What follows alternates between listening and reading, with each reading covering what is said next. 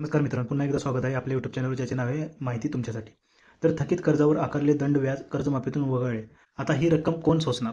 तर विकास संस्था किंवा बँकांनी थकीत कर्जावर 2% आकारलेले दंड व्याज कर्जमाफीतून वगळले जाणार आहे. ही रक्कम बँकांनी सोसायची आहे. त्याशिवाय एप्रिल 2019 पूर्वीची थकबाकी व मध्यम मुदतीचे थकीत कर्ज माफीमध्ये पकडले जाणार नाही. थकीत पीक कर्जाची जिल्हा बँकेच्या शाखा पातळीवर पडताळणी सुरू झाली आहे.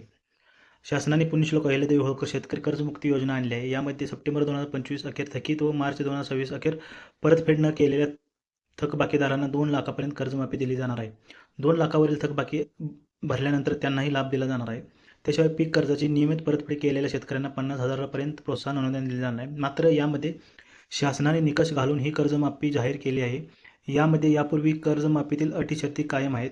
त्याशिवाय काही निकष त्यांनी लावले आहेत. थकबाकीदारांना कर्जमाफीचा लाभ देताना एप्रिल 2019 पूर्वीचे थकीत नसावे. विमा किंवा दंड व्याज 101 ची कारवाई खर्च यासह इतर खर्चाचा या थकबाकीत समावेश करता येणार नसल्याचे स्पष्ट आदेश सहकार आयुक्तांनी दिले आहेत. दंड व्याजासह इतर रक्कम ही जिल्हा बँक किंवा संबंधित राष्ट्रीयकृत बँकांनी सोसायची आहे.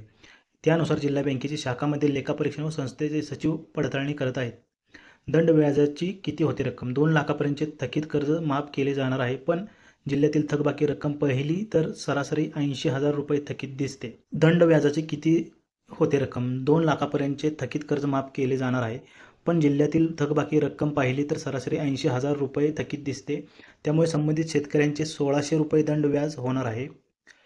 ही रक्कम आता बँकांनी भरावी लागणार आहे.